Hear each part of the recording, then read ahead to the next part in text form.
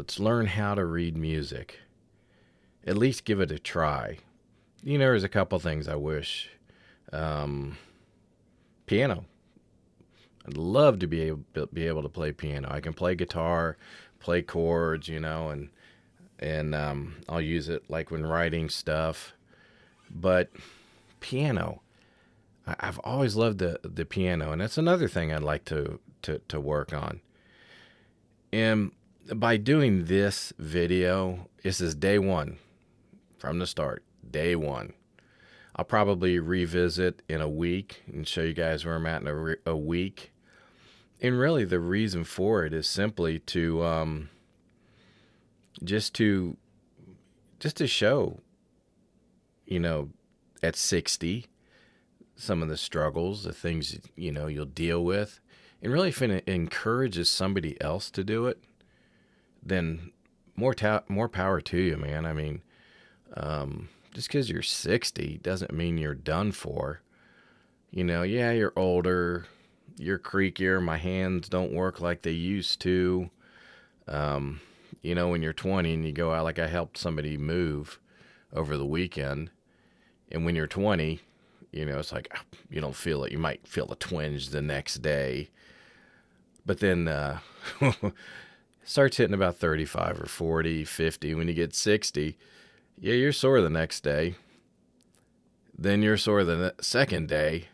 And then that third day, oh my gosh, you're really sore. So you'll wake up sometimes, it's like, why am I hurting?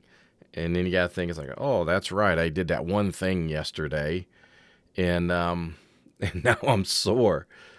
So, there are different challenges being over 60 or being 60, and I just turned 60, and doing this thing, playing. I love playing. I'd stopped for about 12 years a while back, and I said, I'm not going to stop again. I'm just going to keep going until I just can't physically do it anymore, because this is enjoyment. Just to give you a little background, I started playing guitar when I was like 15 or 16 because of Van Halen. Totally into Van Halen. And then a friend of mine was a bass player. He says, you probably, if you want to get gigs, play bass, because everybody's always looking for a bass player. And so just a heads up, it's the first time doing this, and I keep looking at the screen. I think I've got the screen pulled up in case anybody has any comments. I don't even know if anyone's on here right now. That's all right. You can just catch the replay.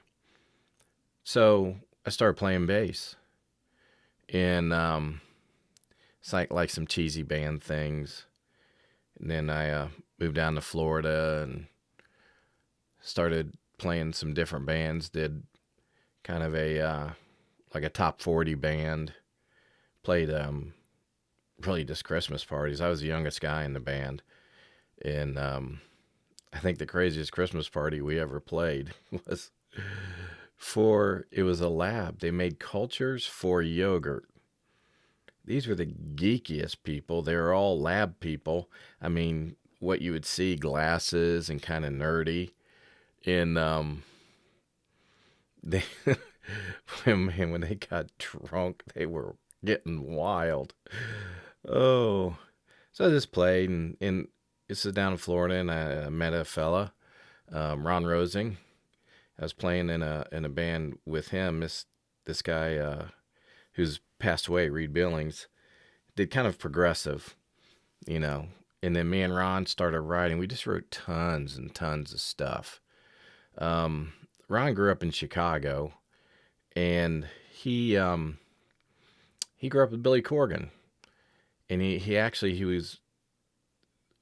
started the band The Marked, and I guess Ron had left the band not long before they did the switch over to Smashing Pumpkins.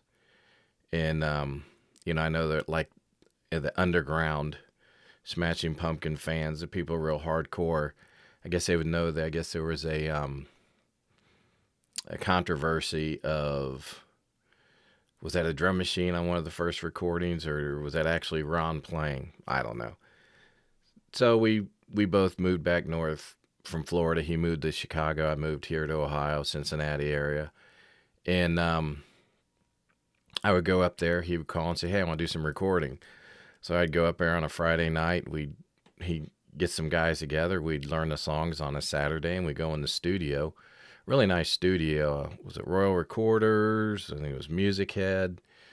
I mean, some big bands played there. Queensryche. See who else? Guns N' Roses might have cut some tracks there. But I think at the time, Adrian Belew owned the studio. And the guy producing, Rich Denhart, I think was his name. Really, really nice studio. We'd go up there and we'd just spend all night recording. Then we would, a lot of times I wouldn't even hear the finished vocals until months later. We'd cut the basic tracks. I'd cut my tracks. And then I'd, crash the next day, and halfway through the day, drive home. It was fun. It was a fun time. It was a good experience. I recorded with him down in Florida, recorded with him out in Denver. So, and then, in Ohio, had a kind of roots rockabilly band that I played in, Voodoo Kings, not the Nashville, sort of famous Voodoo Kings. But that was our name, and I mean, we were playing original music and packing the places out. So that's kind of where I've been musically. Oh, Young 66, 4X Pop. Hey, thanks for jumping in. Just kind of giving people a little bit of backstory. So, that's kind of where playing's been, and since becoming a Christian back in 97. That's when I'd actually stopped playing for about 12 years, and then started playing again, started playing in worship bands, and that's what I do now on Sundays. And I'm actually learning some songs for a jazz fusion band. Kind of challenging myself on that one too. That's something I've not really played, doing Brand X and some other things like that. So that's where I've been musically. And I talked about sharing warm-up. I've played a little bit the last few days, haven't played much, probably about the last week. And usually when I warm up, I'll just do an exercise I got from a guy. If you check him out, another bass player, YouTuber. He's actually music director at Legends down in Myrtle Beach. I met him and was down there hanging out on vacation. But he has a nice exercise that he has, and I use it to warm up, going through the modes. And basically, you're going up, then you slide down, then you shift up, then you shift,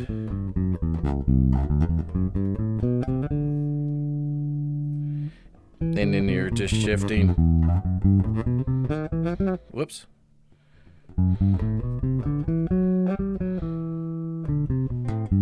Then you go down. I'd always played modes in practice just going like this, just going straight. I go up and down.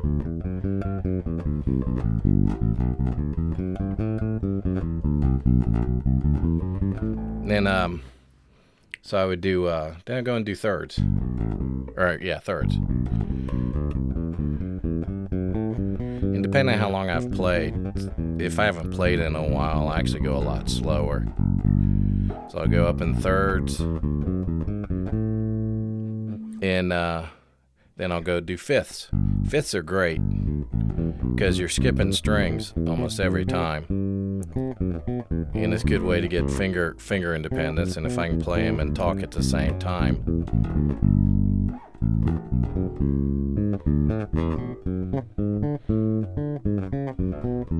And then one day I'll probably go do something maybe more in depth if you guys want me to. So I'll do that, then I'll go do triads.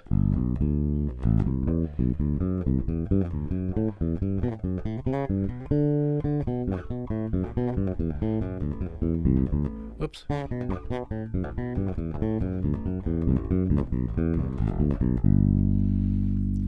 And I'll go down through those, and then do sevenths.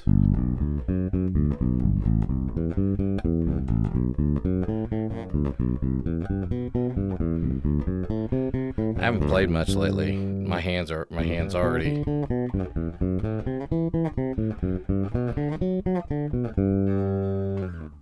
Oops. So I'll go ahead and do that. Now here's an exercise that I had seen, and I did a video on this. And this is great for finger independence. And quite honestly, like before I'm playing on Sunday morning, and I mean we rehearse at 7 o'clock in the morning. I know when I hit this exercise whether I'm going to have a good day or a bad day. And I just start using a major scale. And what I do is I start on a 1, I go 1-8, and then I go to 7-8, 6-8, 5-8, 4-8, 3-8, 2-8, 1-8. And you can see how that finger dependence, and I just go half steps down. Whoops. And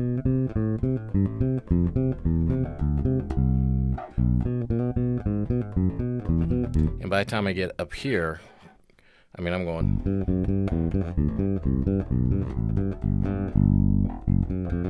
I mean, this is, you can stretch about as much as you can stretch here.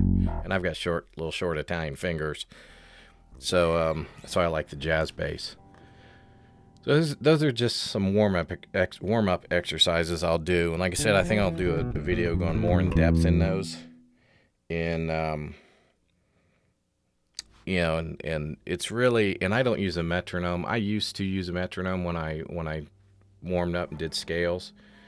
I would do here's something good to do is everything is electronic. This is back in the days I had the little thing that looked like a little iPod.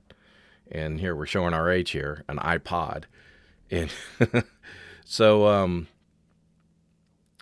I would just set it in the rehearsal warehouse. I'd set it where I could barely hear it. And I would just do scales.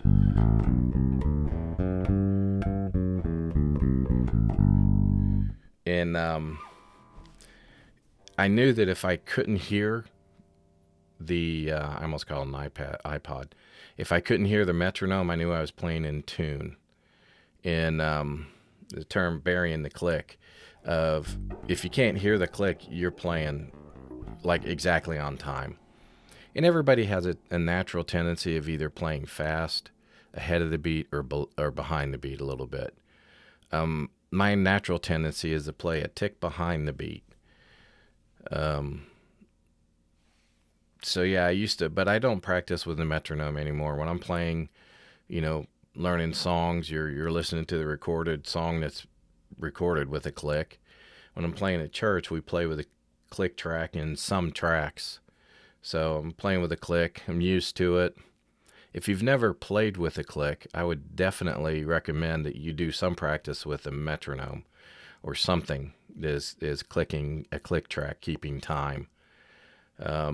With this sight reading, I am going to, not today, but I'll probably, as I progress with it, will use a metronome so I can learn and get the counting down of the meter and the time and everything and the notes.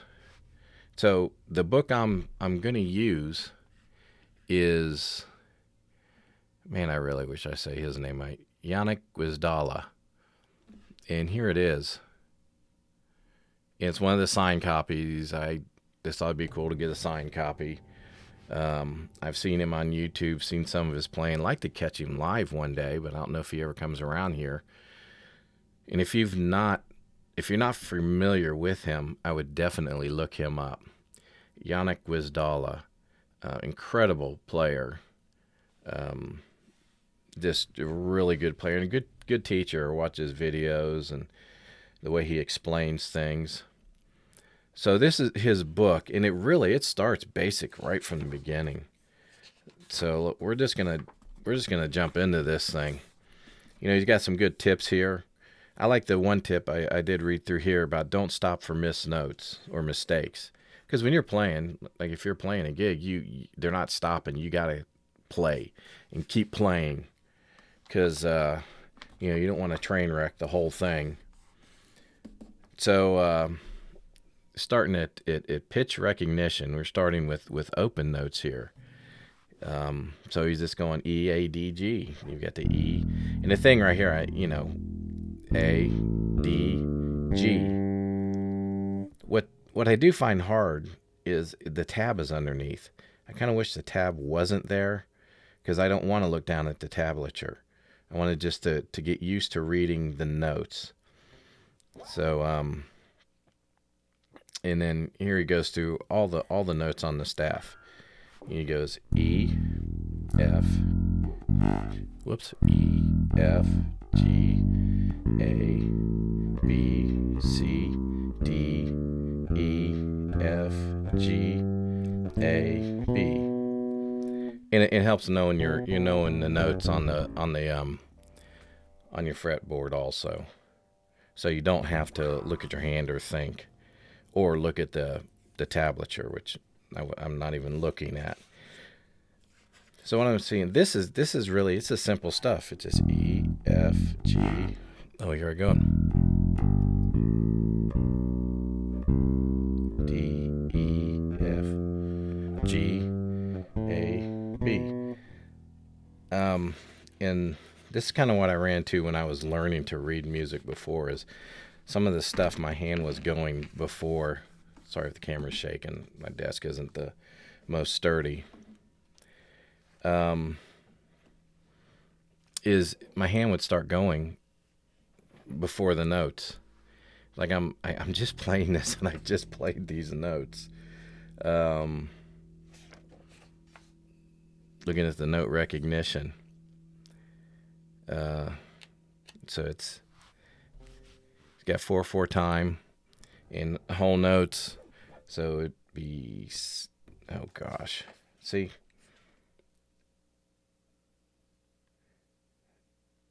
My note recognition. I made a cheat sheet for myself though, because I had a feeling this would happen. So I made this so I don't have to keep turning the pages back and forth. And that's why I say the first part's so easy, and even now, just reading this random notes, 4/4 in the key of C, and I'm just gonna tap. So it's gonna go 1E and 2E and that's D through. See, I can't even count and play. This is I'm not like the biggest counter, so just getting used to counting is really going to be different for me. So let me try this again. I'm gonna start here on that C. So 1, 2, 3, 4, 1E and 2E and 3E and 3E and 4E and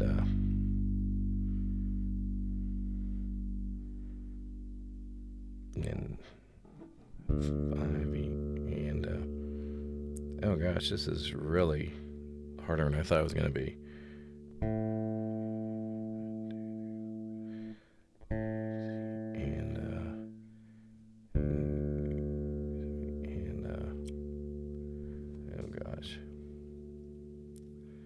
Wow, this is gonna. You're seeing. I told you were gonna see it live, so it's a G, high G. Told you guys we're gonna see it live, and I'm already going, what am I doing? Especially doing this live in front of everybody. But hey, you gotta start somewhere, and it's really it's kind of frustrating because playing something so simple and you can't even play it. But knowing things that I can play. I was talking about learning Teen Town and doing that. And being able to, at least play the notes like that. But this here, I'm going, oh gosh. and just gonna have, I don't even know if I'm gonna get through this part right now, because this second page is accidentals and stuff. Um, so you're seeing it live, the painful reality of this. Now let's try this again. All right, and I'm starting right here again. Going, maybe if I just say the notes out loud, that'll help me to memorize them. And yeah, I'm using my cheat sheet over here. I just got it right here. So, okay, we start on C. I'm just going to play the notes. And I was going to say them. C, A, D, G. What was that one? Oh, it's an E. E.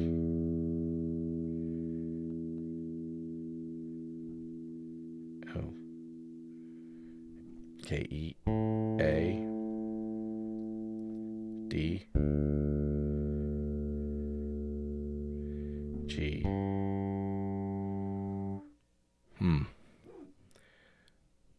Oh gosh. Oh my goodness. This is like the most rudimentary stuff.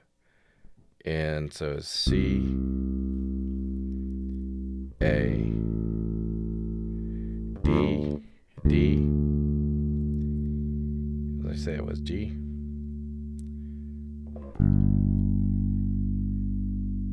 E, A, D,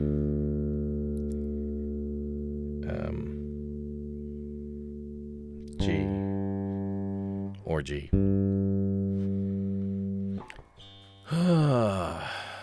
Well, just getting through the notes is, and I don't know how much I want to torture you guys or with this.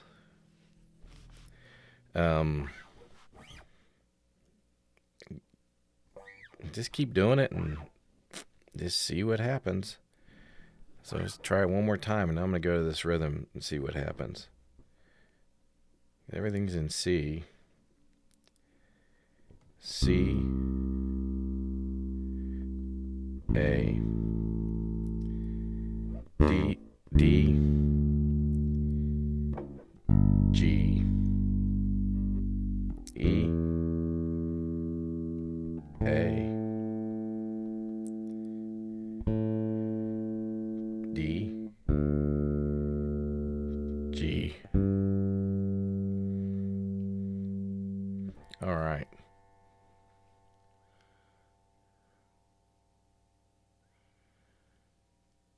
Yeah. Um, Actually, I years ago, when I moved back to Ohio, and a guy, he just wanted a bass player, and I wanted to buy a bass, and I needed some money.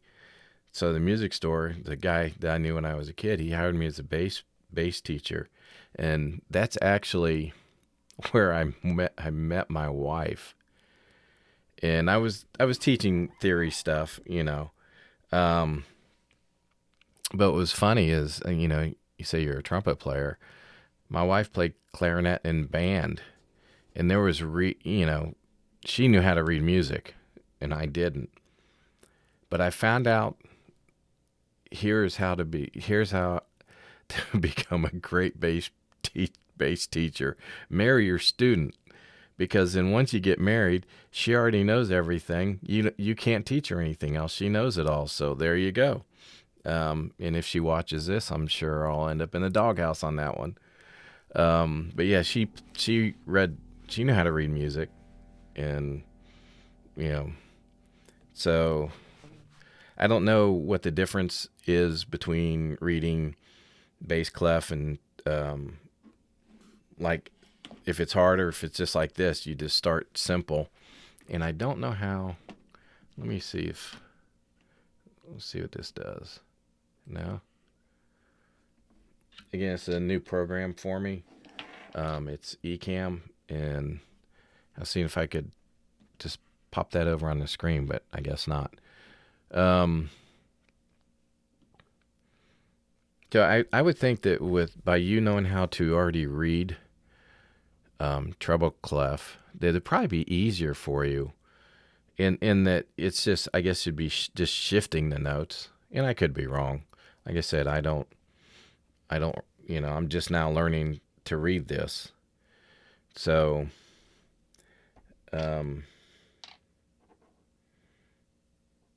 sorry, I'm just looking at my watch, just checking the time.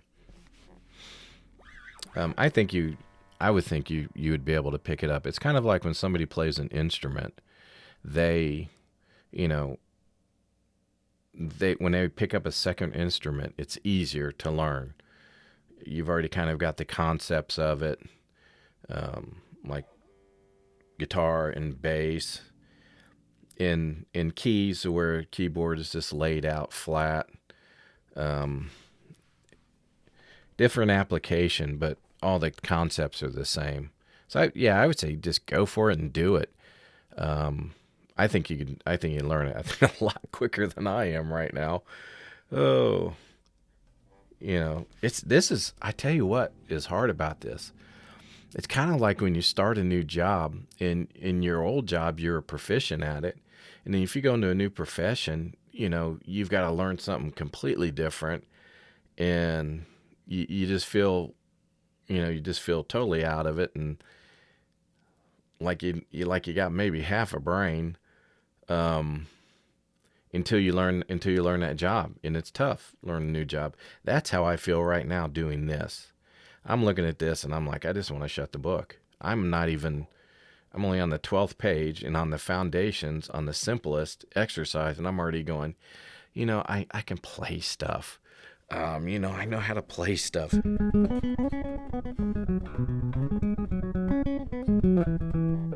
I know how to play. This is making me feel so clueless and going so far backwards, Um, yeah, just reading anything. Yeah, I think it would be easy for you to learn.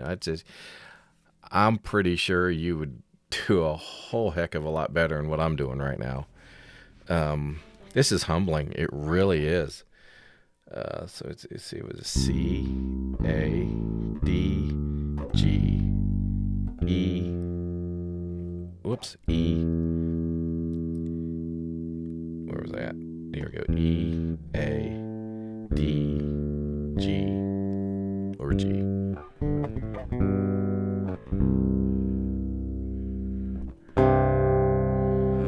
All right.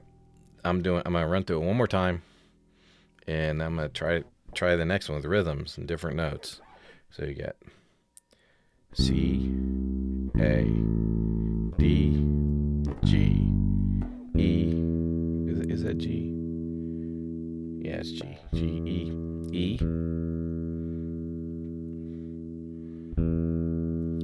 A, D, G. All right. Yeah, I know it's just repetition. It's like learning new songs.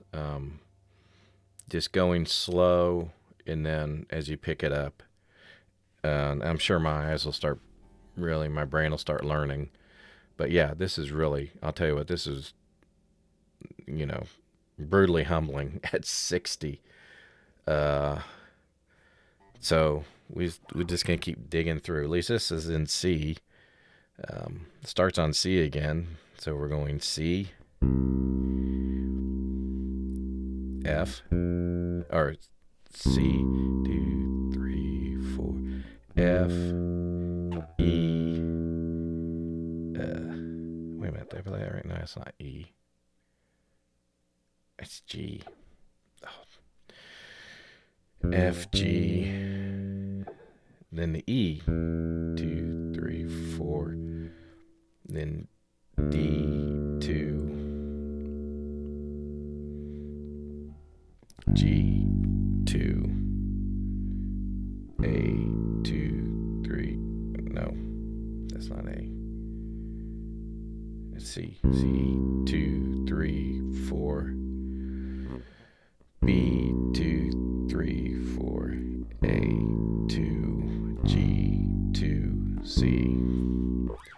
Um,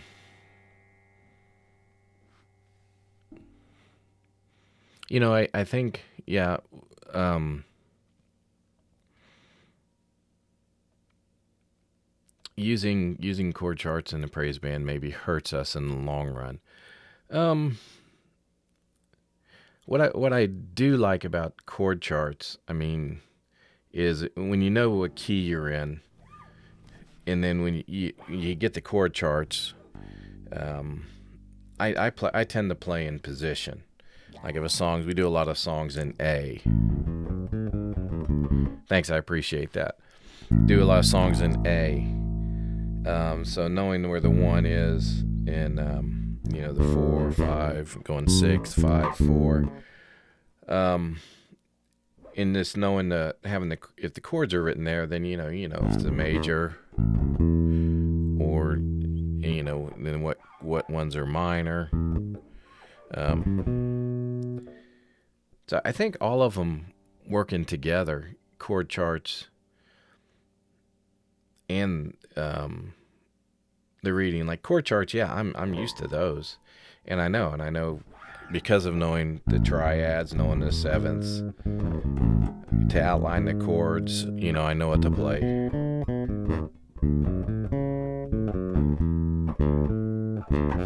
Whoops. But really working all of this together, I think would be, and just opens your mind. Yeah, it opens your mind musically, but being able to play, like these songs that I'm learning. First one I sat down and learned last night was Cambodia, Brand X, and this is my chicken scratch.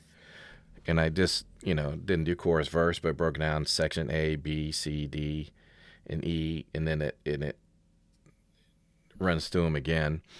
And a little, parentheses, meaning one measure. And just kind of, this is my own chicken scratch. But what was hard with this is not having any lead sheets, not having any, in trying to find the keys in these songs. Like I'm thinking it's E minor, which is relative, that's relative minor to G major, or so the best I could tell from this is it was in E minor. So knowing it was in E minor helped me figure out some of the other parts, and there's some runs in there, and knowing what runs to play.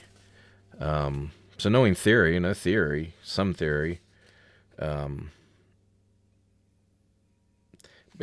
yeah, I could imagine. I wonder it'd be like learning to read and having the sheet music to something like this. How much quicker I could learn those songs because I've just got it mapped out right in front of me, and you know. So there's really, and everybody, I know people that have perfect pitch and they just hear it and they can play it. And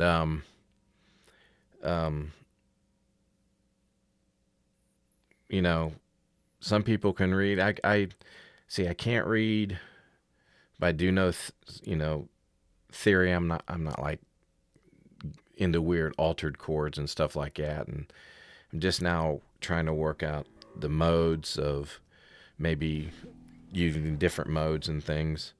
So it's got to be fun however you play.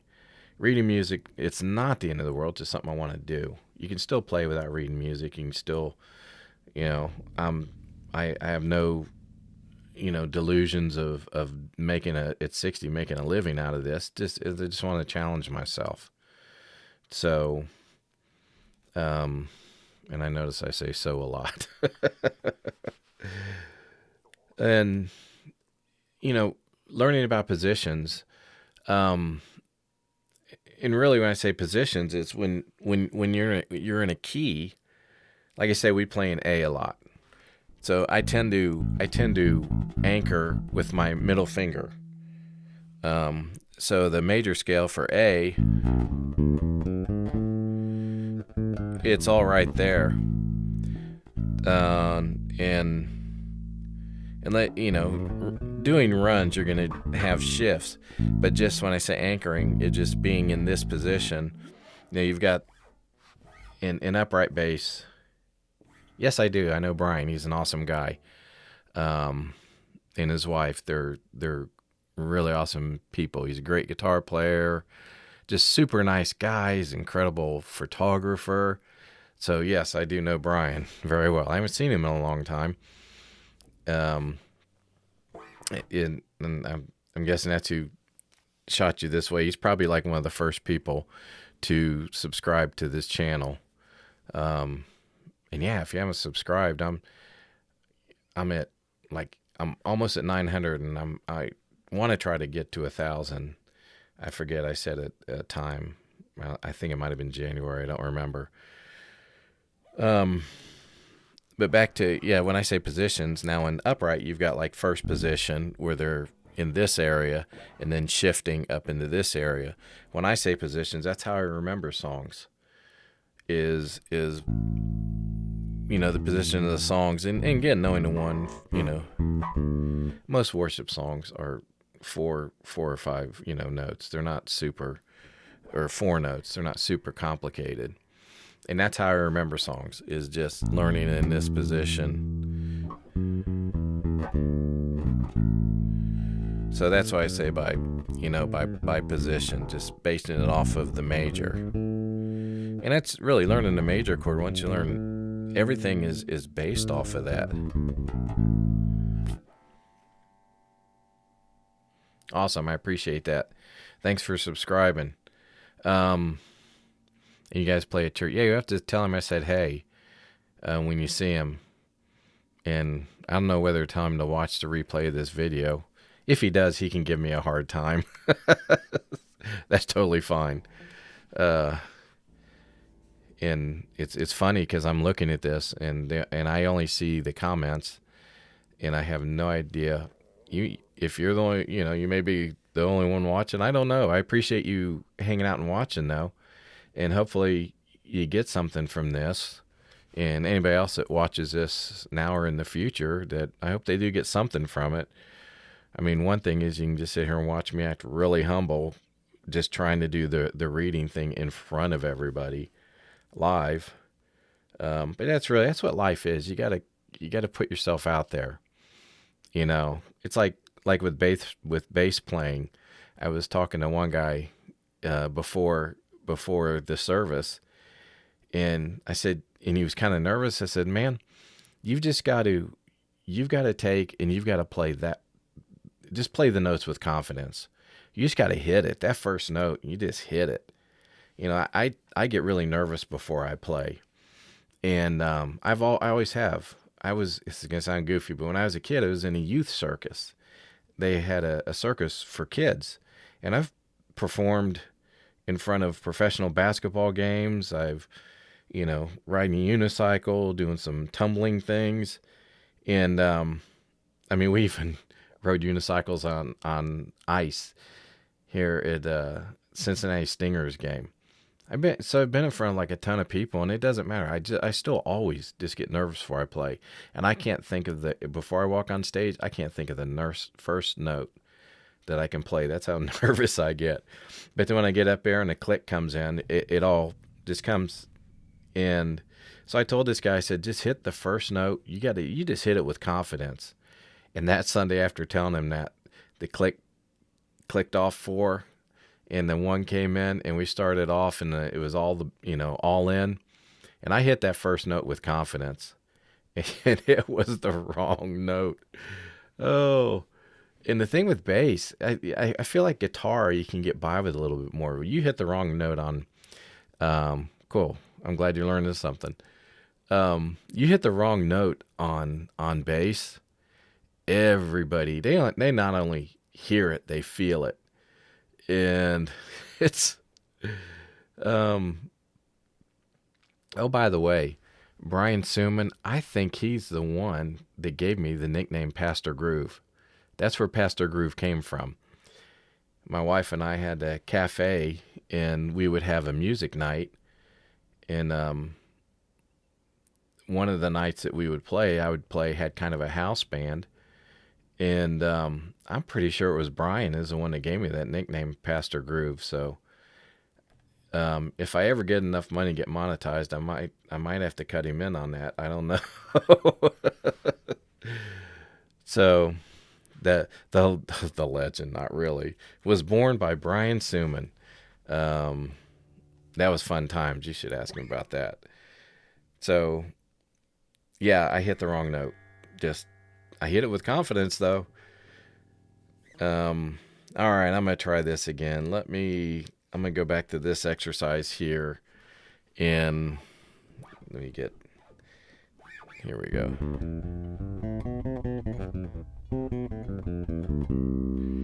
Turn that up a little bit. So you get C2 3 4. Is that F2 3 4? I'm telling you, see, I talk and I totally forget it. In reality, I probably should be like doing this in a quiet setting and concentrating, but I'm having fun doing this. So, and again, I hope, I'm glad to hear you're learning something from it and just having a good time with it. Let's see. My dog's going to start barking a little bit because when my wife walks in the door, he hears a car and she'll start barking. The dog, not the wife. I really hope she doesn't watch this. I'm going to get in so much trouble. All right, let me get back to this. So it's C2 3 4, F2 3 4, G2 3 4. Oh, those are half notes. Try it again. C2 3 4, F2. Oh, yeah. C2 3 F2 G2 E2 3 4 D2 G C2 3 4 B2 3 4 A2 G2 C2 3 4. Oh, no, you're okay. Oh. I don't know. So I mentioned about doing this, and I emailed Yannick Gwizdala, and like I said, it wasn't him replying. It's probably his people that do that stuff. I don't know who it is, but I said, hey, I want to use your book, and I want to do a live on YouTube learning how to sight read. I said the reason, and what I said in the email is the reason why I want to ask your permission, because if I crash and burn on this, I know it's not him. I know it's not you. I told him, I said, I know it's all me if I crash and burn on this, but I don't want to feel like I don't want in any way to reflect negatively on you as a teacher and a writer. And they wrote back and they appreciate it, and they said, no, just go for it. And I say they when they email back because I doubt it was him. So yeah, because he's a great player, and I really like just looking at this book and the way it's laid out it's just going, incrementally on difficulty. So, just being in the totally elementary stage of this, and I can see as I do repetition, I know it's going to get easier. Just by sitting here and I'm talking, I'm looking at the screen. This is like the worst concentration thing. Not because people are watching. I just wanted to share this with people. But just looking at the screen, trying to figure some things out. I'm sure any reputable teacher would smack me upside the head. But just even doing it like this, it's going to start making sense here. Like if I do this exercise again, so it's C2 3 4, F2 G2 E2 3 4 D2 G2 C 2 3 4, B 2 3 4, A 2, G 2, C. I know they tell you to like sing the notes. I'm not singing live. I'll maybe sing the notes while I'm practicing and learning this offline, but I'm definitely not gonna do that live. So like I said, just going through it, it's starting to get a little easier. If I go back to this top one again, C 2 3 4, A 2 3 4, D 2 3 4, G 2 3 4, E 2 3 4, A 2 3 4, D 2 3 4, G 2 3 4. So yeah, I can probably what I'm going to find that's going to be the hardest is when getting into more complicated rhythms. Like I said, I'm never like you count 3/4 time, 6/8 time. It's more of a swing feel. It's kind of a feel, or 4/4. But I've never been like a 1E and a 2E and a 3E and a 4E and that's one of the things that I think I'm going to try to commit to also is learning that counting to be able to break things down. Like this jazz fusion stuff I'm playing, I'm just playing it by feel right now because some of the times on it are just so weird. And I never sat down and learned any Rush songs because I always thought they were, just besides not having the discipline and the patience to sit down and learn a whole song from Rush, but I always thought they were too complicated and just the way they are. And after learning, as I'm learning this Jocko's Teen Town and as I'm learning these these jazz fusion songs, I'm going, you know what? I may have to go back and sit down with some Rush and start learning some of that or some Yes, things like that. It's just as you stretch yourself, you're going to see the things that you thought that you can't play. You can do it. You can play it. I was surprised how quick I had, got through that Brand X song, Cambodia. I just sat down with it one night. Of course, then with this Jaco Pastorius in Teen Town, I've been working on it for months.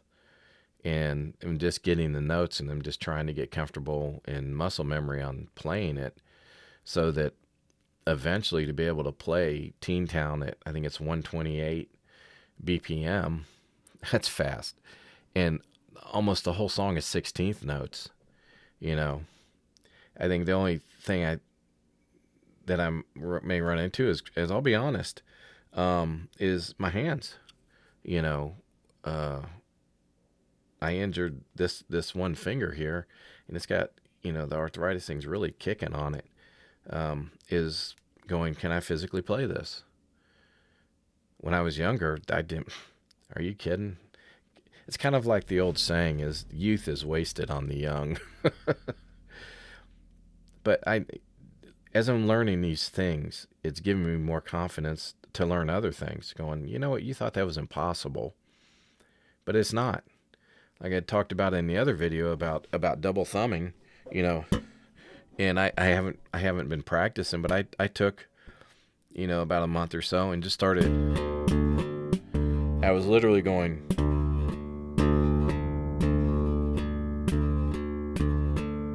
Real slow, then going to the next string, and I would just sit and watch TV and do that. And as I did it,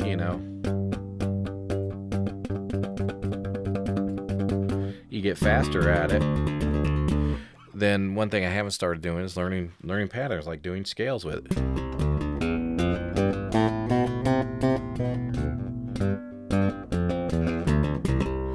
And I find with that what's hard is the muting. Like was it Classical Thump? I forget what key he played it in. Victor Wooten is. Oh gosh, how did it go? music.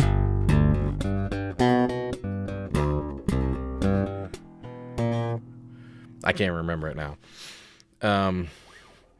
But I'm sure if I sat down with it now, I know I go, this double thumbing is impossible. But when I started working with it and learned just the basics and going, you know what? I think I can figure this thing out. So learn something new. What I'm going to do is I'm going to revisit this with a video. It may go live again in a week after, and I'm going to try to commit to 15 minutes a day. It doesn't take much. So I'm going to at least try to do 15 minutes a day. Oh, okay. I just figured something out here. Hold on a second. I got to experiment here. Oh, there we go. Now I learned how to put things on the screen. I wonder if I can move them. Oh yeah, I can move them. I hope you weren't in like the witness protection program, because I just added you on the main screen. So I appreciate you watching, and anybody else, if you watch the replay, just subscribe. Put down in the comments your thoughts on, or if you've got some hints on some things. I mean, now if your hint is to sell your bass, and I'm going to delete the comment. Just joking. Like, subscribe, the usual YouTube stuff, and I'll revisit this in a week. And anyone else that watches this in the future, I appreciate you watching. And just do it. Just go for it.